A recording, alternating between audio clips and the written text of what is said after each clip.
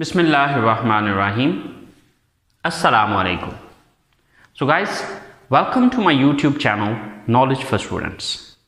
So guys, आज हम English की दूसरी क्लास के साथ हाजिर हैं. पिछली क्लास के अंदर हमने कुछ अल्फाज पढ़े थे. आज हम उन अल्फाज को जुमलों की सूरत में इस्तेमाल करना सीखेंगे. देखिए, जब भी हम बात करते हैं तो हम वो बात जुमलों की सूरत में कर रहे होते हैं. बेसिकली जुमला या सेंटेंस क्या होता है? सेंटेंस असल में मुख्तलिफ अल्फाज को हम जो एक सही तरतीब में लिखते हैं या बोलते हैं उसको जुमला कहा जाता है. सो गाइस, आज हम सीखेंगे कि इन अल्फाज को जुमलों की सूरत में कैसे लिखा जाता है. तो चलें गाइस, स्टार्ट करते हैं. How to make a sentence, कि एक सेंटेंस हम किस तरह से बनाते हैं. So for making a sentence what we need, हमें सेंटेंस बनाने के लिए क्या चाहिए, किस चीज की हमें जरूरत होती है. So let's see. So guys, first of all we need a subject. सबसे पहले हमें एक जुमला बनाने के लिए क्या चाहिए? सब्जेक्ट चाहिए. The second thing verb. दूसरी चीज जो हमें चाहिए इसमें वो चाहिए verb. And the third thing would be object. जो तीसरी चीज हमें इसमें चाहिए वो है हमारा ऑब्जेक्ट. अब बात यह है कि हमें ये चीज समझने की जरूरत है कि ये सब्जेक्ट क्या है, वर्ब क्या है एंड ऑब्जेक्ट क्या है. ओके, बेसिकली ये हमारे जुमले की तरतीब है कि जो हमने अल्फाज को अरेंज करना है, जो अल्फाज को हमें एक तरतीब में लिखना है वो हम इस तरतीब में लिखेंगे. सबसे पहले हम सब्जेक्ट लिखेंगे, उसके बाद वर्ब लिखेंगे और उसके बाद ऑब्जेक्ट लिखेंगे.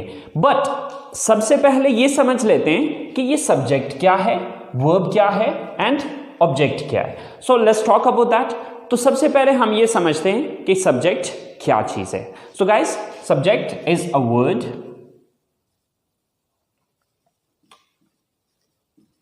or a phrase which shows who or what does the action in a sentence. A word, एक लफ्ज और अ फ्रेज या फिर एक फ्रेज विच शोज, जो कि जाहिर करता है हु, कौन, और व्हाट या फिर क्या, डज द एक्शन, काम करता है इन अ सेंटेंस, जुमले में. यानी कि एक ऐसा लफ्ज या फिर एक ऐसा फ्रेज जो कि ये जाहिर करता है कि जुमले में काम कौन कर रहा है या क्या चीज है जो जुमले में काम कर रही है. तो शॉर्टकट में अगर अपने अल्फाज में कहना चाहूं तो मैं ये चीज कहूंगा कि जुमले में सब्जेक्ट कहा जाता है उसको जो काम करने वाला होता है. तो शॉर्टकट ये कि काम करने वाले को सब्जेक्ट कहा जाता है. फॉर एग्जाम्पल, मैं कॉलेज जाता हूं. अब ये एक सेंटेंस है या ये एक जुमला है. अब इस जुमले में मुझे ये देखना है कि ये काम कौन करता है. मैं कॉलेज जाता हूं, तो ये काम कौन करता है? कॉलेज कौन जाता है? मैं जाता हूं. तो मैं यहां पर क्या है? सब्जेक्ट है. सेम लाइक दैट,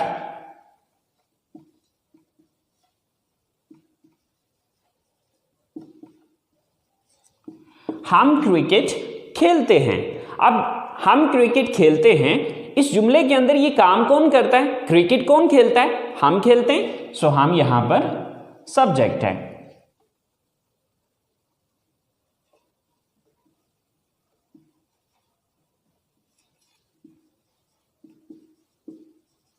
गाय घास खाती है. अब ये काम कौन करता है? यहां पर इस जुमले को अगर हम देखें तो ये काम गाय करती है. घास कौन खाती है? गाय खाती है. सो गाय यहां पर सब्जेक्ट है.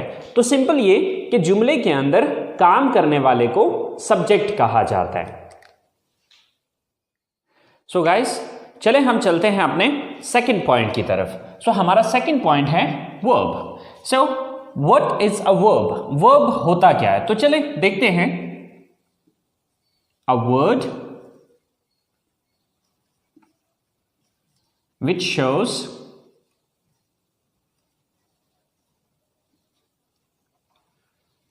The action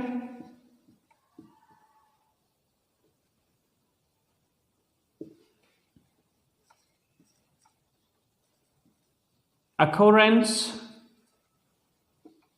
or a state.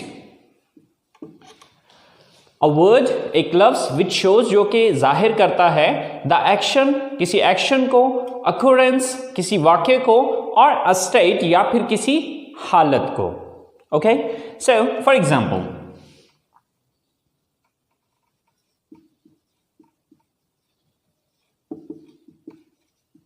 मैं कॉलेज जाता हूं. सो यहां पर काम करने वाला कौन है? मैं हूं. तो मैं हो गया सब्जेक्ट.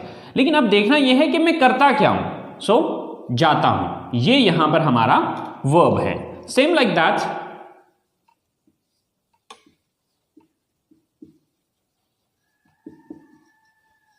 हम क्रिकेट खेलते हैं. ये काम कौन करता है? हम करते हैं. तो हम हो गए सब्जेक्ट. अब हम करते क्या हैं? खेलते. सो खेलते यहां पर वर्ब है. ओके,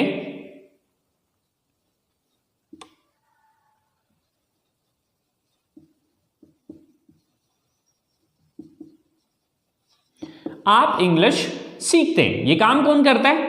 आप करते हैं. तो आप हो गए सब्जेक्ट. लेकिन आप करते क्या हैं?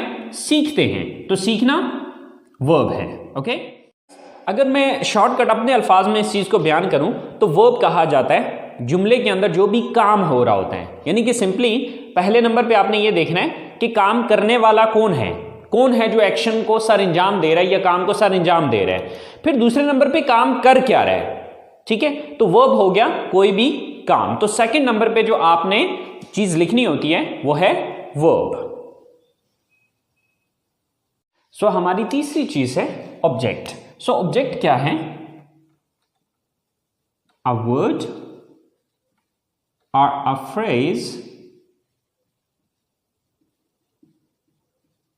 which is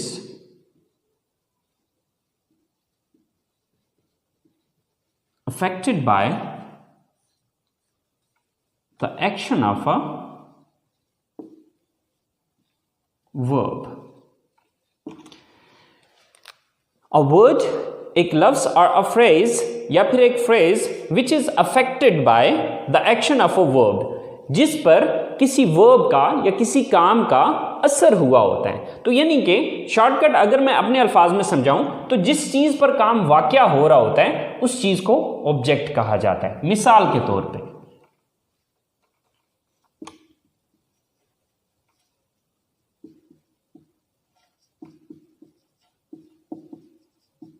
मैं इंग्लिश पढ़ाता हूं. अब ये एक जुमला है. अब मैं यहां पर सब्जेक्ट है क्योंकि मैं ये काम करता हूं. मैं काम क्या करता हूं? पढ़ाता हूं. तो ये काम हो गया. लेकिन पढ़ाता क्या चीज हूं? ये पढ़ाने का अमल किस चीज पे हो रहा है? इंग्लिश पे. तो इंग्लिश यहां पर ऑब्जेक्ट है. Okay, so same like that,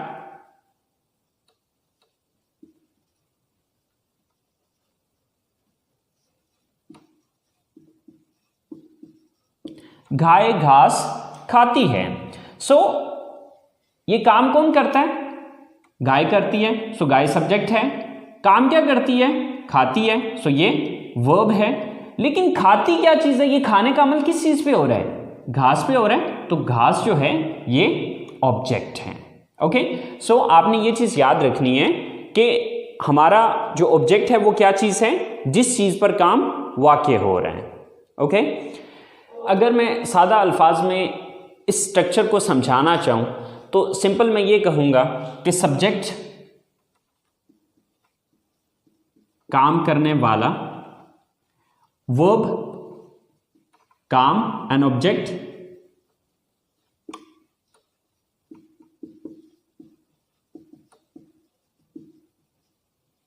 जिस चीज पर काम हो रहा हो.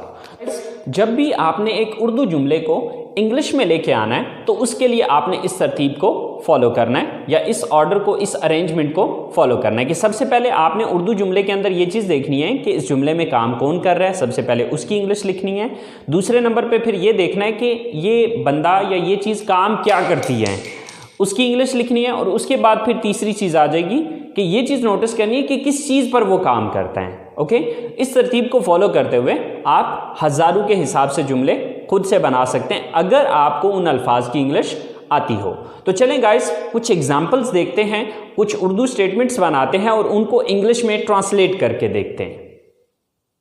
तो सो गाइस शुरू करते हैं। ये हमने कुछ 4-5 स्टेटमेंट्स लिखी हैं। अब इन स्टेटमेंट्स को हम इंग्लिश में ट्रांसलेट करके देखते हैं। सो गाइस हमने फॉलो करना है इस स्ट्रक्चर को। ओके, तो अब देखिए कि सबसे पहले हमें क्या लिखना है। अब इस जुमले को हम इंग्लिश में ट्रांसलेट करना चाह रहे हैं, तो सबसे पहले हम ये चीज़ देखेंगे कि इसमें सब्जेक्ट कौन है। सब्जेक्ट किसको कहते हैं? काम करने वाले को। मैं किताब पढ़ता हूँ, तो अब इसमें सबसे पहले मैं ये नोटिस करूँगा कि ये काम कौन करता है इस जुमले में। तो ये किताब कौन पढ़ता है? तो किताब कौन पढ़ता है? मैं पढ़ता हूँ। तो मैं की इंग्लिश सबसे पहले लिखी जाएगी। तो मैं की इंग्लिश क्या है? आई। ओके, इसके बाद सब्जेक्ट मैंने लिख दिया। इसके बाद दूसरी चीज आ जाएगी वर्ब। वर्ब किसको कहा जाता है? काम को कहा जाता है। तो अब देखना यह है कि मैं काम क्या करता हूं। तो मैं पढ़ता हूं। मैं किताब पढ़ता हूं, तो मैं काम कौन सा करता हूं? पढ़ता हूं। तो अब दूसरे नंबर पे जो मुझे इंग्लिश लिखनी होगी वो पढ़ना की इंग्लिश है। तो पढ़ना की इंग्लिश क्या है? रीड। I read. दो चीजें होगी। अब तीसरी चीज कि पढ़ता क्या हूं, ये पढ़ने का अमल किस चीज पे हो रहा है। अब देखिए इसकी इंग्लिश में लिख चुका हूं, इसकी इंग्लिश भी हो चुकी है। तो ये पढ़ने का अमल किस चीज को पढ़ा जा रहा है? किताब को पढ़ा जा रहा है। तो किताब की इंग्लिश तीसरे नंबर पे आ जाएगी। तो किताब की इंग्लिश होती है बुक। तो आपकी यही स्टेटमेंट जो आप उर्दू में ये कह रहे हैं कि मैं किताब पढ़ता हूं, इंग्लिश में ये होगा I read book. Okay, same like that the next statement is हम खाना पकाते हैं। तो अब सबसे पहले हम इसमें ये देखेंगे कि काम करने वाला कौन है, ये काम कौन करता है। तो ये काम करता है हम की इंग्लिश क्या होती है? वी। ओके, सेकंड नंबर पे आ गया काम। कि अब हमें ये देखना है कि ये काम हम करते क्या हैं, क्या काम करते हैं। इस जुमले के अंदर हम काम क्या करते हैं? पकाते हैं। तो पकाना की इंग्लिश क्या होती है? Cook.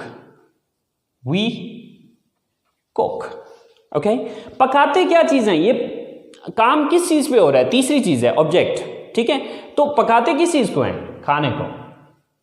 We cook the food.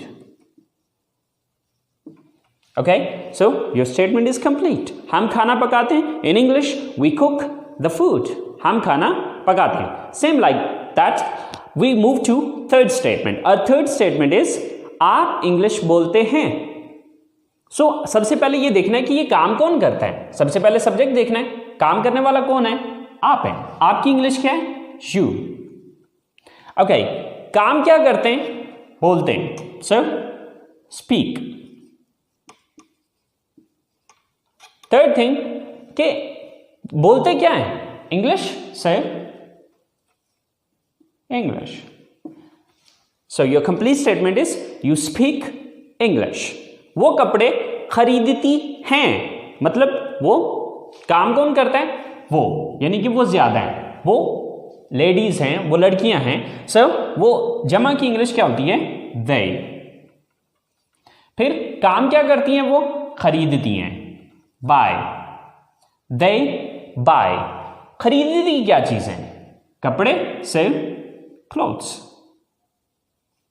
they buy clothes। वो कपड़े खरीदती हैं। Same like that the last statement is Asim और आमिर क्रिकेट खेलते हैं। सो काम कौन करता है? आसिम एंड आमिर। आसिम एंड आमिर, ये दोनों काम करते हैं। सो सबसे पहले हमने सब्जेक्ट लिखा, देन काम क्या करते हैं? खेलते हैं, प्ले। क्या चीज खेलते हैं? क्रिकेट।